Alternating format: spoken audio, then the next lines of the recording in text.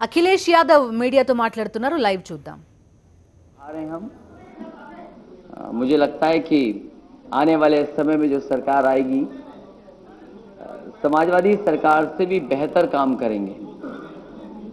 हमारी सरकार से अच्छी सड़कें बनाएंगे, जनता और जो हर वर्ग के लोग हैं उनको ज़्यादा सुविधाएं देने का काम भी सरकार आने वाली करेगी। मैं इस समय आपका भी धन्यवाद दूंगा कि चुनाव में आप और हम लोग जगह जगह मिलते रहे, आपकी वजह से हमारी बातें भी पहुंचती रही जनता को तक। मैं एक बार फिर जनता को बधाई देता हूं कि उन्होंने जो निर्णय लिया है, लोकतंत्र में यही निर्णय होता है, हम उस निर्णय को स्वीकार करते हैं।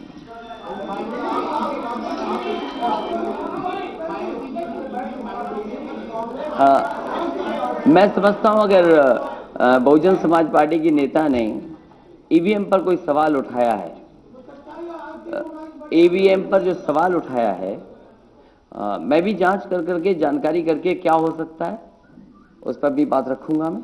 लेकिन अगर ईवीएम पे कोई सवाल उठाए तो ये सरकार को सोचना चाहिए कि अगर एक पार्टी दूसरी पार्टी भी, मान लीजिए मैं भी सोचूं इस बात को, क्योंकि बूथ की एनालिसिस करूंगा मैं भी, उसके बाद मैं कह पाऊंगा। लेकिन अगर सवाल उठाए ईवीएम पर तो कहीं ना कहीं सरकार को जांच करा लेनी चाहिए। मुझे खुशी इस बात के साथ कि कांग्रेस के साथ गठबंधन रहा, दो युवा नेता साथ आए और गठबंधन आगे भी रहेगा। मैं समझता हूं जनता इससे भी अच्छा काम चाहती है। अगर हमने एक्सप्रेसवे बनाया है, उनको आज नहीं पसंद आया एक्सप्रेसवे, वो सोचते हैं एक्सप्रेसवे से बड़ी बुलेट ट्रेन यूपी में आएगी, शायद बुलेट ट्रेन के लिए वोट दिया हो।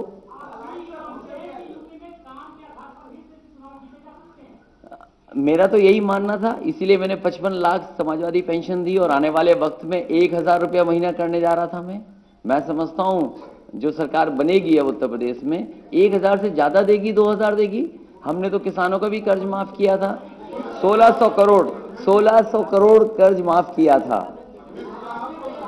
और मैं समझता हूं पहली कैबिनेट में ही उत्तर प्रदेश के सभी किसानों का कर्ज माफ हो जाएगा। तो इससे ज्यादा खुश कौन होगा।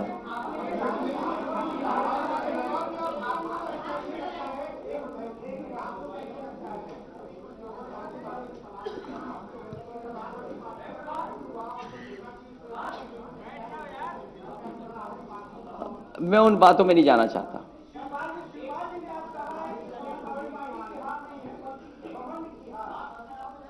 वैसे आप हमारे व्यवहार को तो जानते हो, लगता है किसी और हमारी परछाई के घमंड के बारे में बात कर रहे होंगे।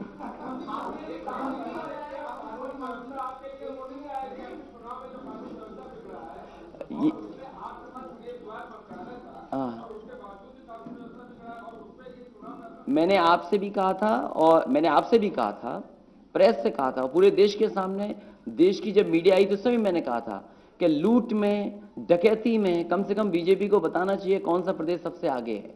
और जो 100 नंबर की व्यवस्था उत्तर प्रदेश में दी है, मैं कह सकता हूं कि किसी प्रदेश में इससे अच्छी व्यवस्था नहीं होगी, जहां पर 15-20 मिनट में पुलिस पहुंच जाती हो।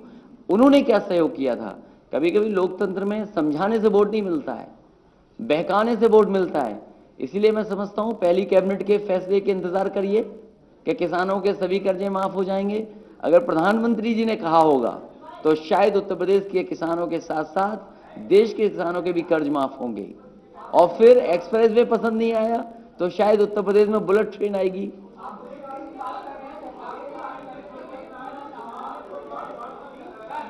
अरे कमाल खान जी को पूछ लेने तो कुछ।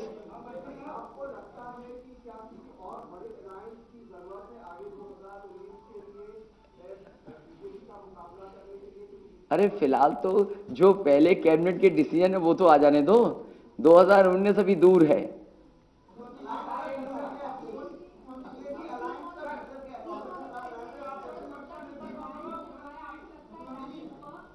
मुझे ये लगता है, मैंने कई बार कहा और इसी हॉल की बात मैं बता सकता हूं आपको। एक कुशीनगर से विकलांग लड़की मुझसे मिलने आई थी और जब मैंने उससे पूछा कि क्या मदद कर सकता हूं मैं, वो कुछ मदद के लिए मेरे पास आई थी। और चुनाव का आखिरी समय था क्योंकि आचार संहिता लगने जा रही थी।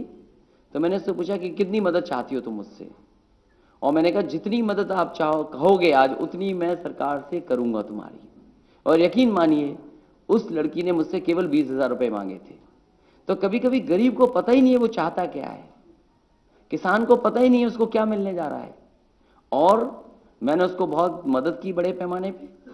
पूरे देश के गरीबों को, खासकर उत्तर प्रदेश के गरीबों को मैं जानता हूं कि दरवाजा खटखटा करके लोगों ने बताया है कि जो पैसा नोटबंदी हुआ है, जो अमीरों का पैसा बैंक में आया है, वो गरीबों को पैसा मिलेगा। अब हम भी देखना चाहते हैं कि वो नोटबंदी वाला पैसा गरीबों तक कितना पहुंचता है।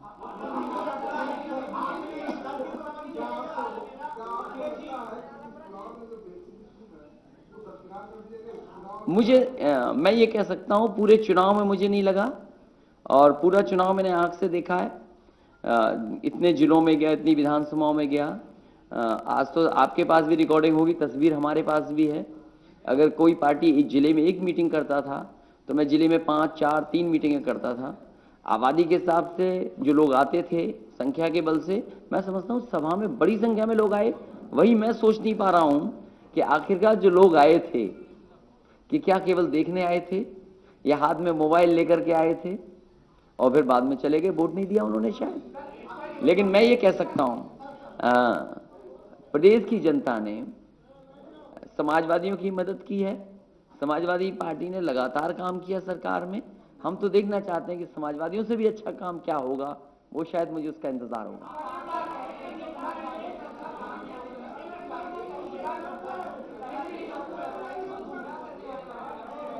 गुमरानी का मैंने बहकाना,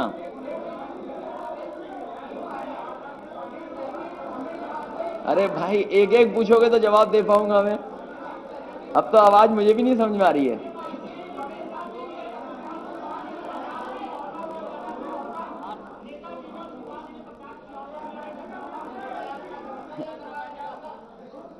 पूछिए हरी शर्ट।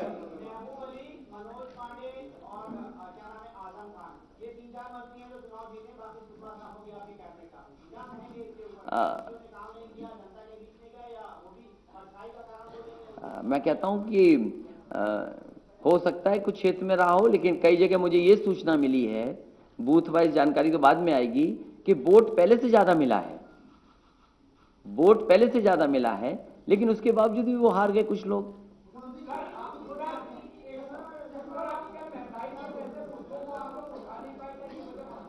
हमने तो बहुत कहा कि सिलेंडर तुम्हें मिला है, लेकिन सिलेंडर महंगा कितना हो गया। धान की कीमत क्या मिली नोटबंदी की वजह से, गेहूं इंपोर्ट हो रहा है, आलू की हालत क्या है, ये तो सब बोले गए, लेकिन जनता मैं समझता हूं कुछ और सुनना चाहती रही होगी।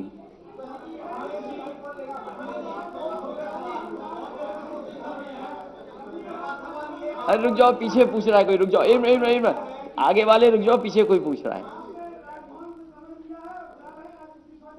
मैं तो कहूंगा आपसे बात खत्म हो तो मैं राजभवन जाऊं।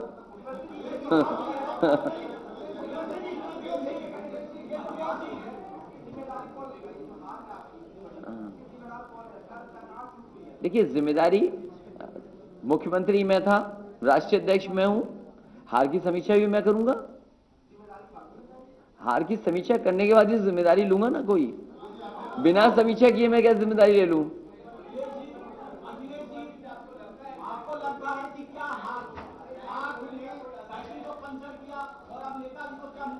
मैं ये कह रहा हूं कि जो हमारी साइकिल थी वो ट्यूबलेस साइकिल थी, उसमें हवा ही नहीं पड़ रही थी।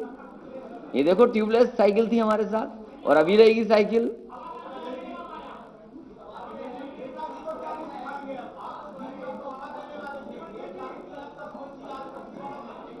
ये अलग बात है, ये तो अब ये राजनीति में कब क्या हो जाए पता ही नहीं है।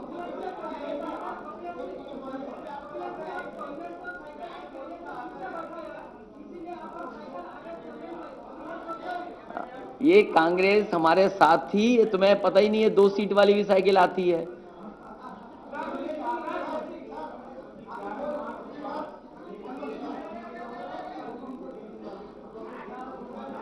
ये पॉलिटिकल सवाल अभी नहीं, फिलहाल तो चुनाव देखने दो क्या होता है, समीक्षा उसके बाद।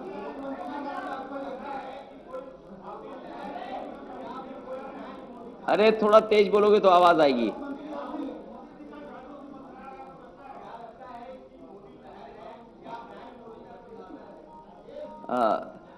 देखिए, अभी कह पाना मुश्किल है, लेकिन मैं ये बात मान सकता हूं कि समझाने से वोट नहीं मिलता है, बहकाने से वोट मिलता है।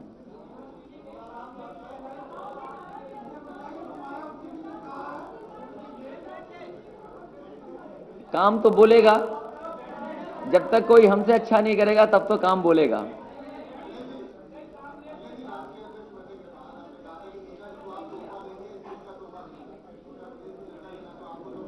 लेकिन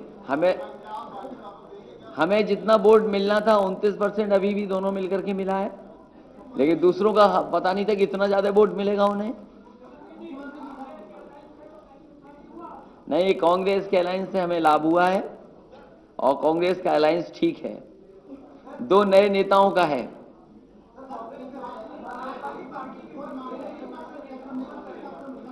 ये अभी कह पाना मुश्किल है, विधायक की बैठक हो जाने दो।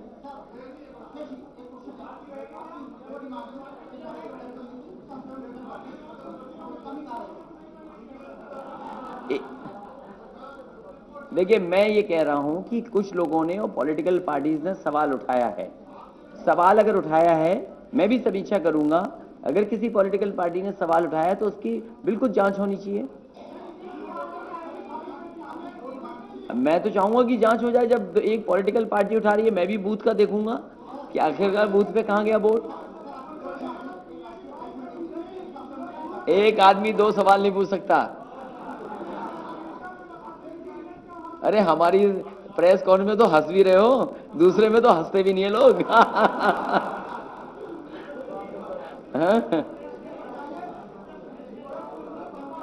उत्तर प्रदेश के अलावा अब उत्तराखंड तो मैं गया नहीं।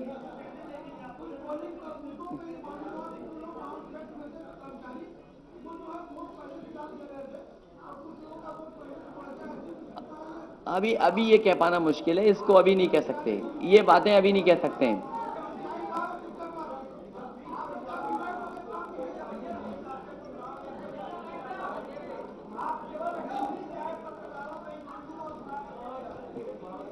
अरे तुम तो हमारे साथ थे, एक दो साथी तो आया।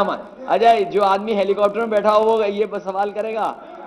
ये सवाल करोगे तो मलियाबाद तक हमारे साथ गए और सवाल करोगे ये?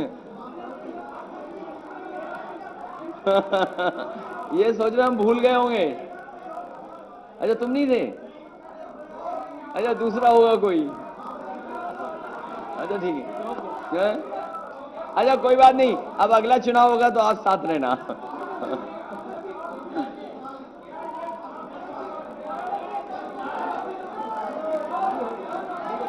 अरे भाई क्या पूछ रहे हो, ये तो बता दो मुझे। ये मेरा वक्त हो गया जाने का लगता है। कुछ पूछ ही नहीं पा रहे हो।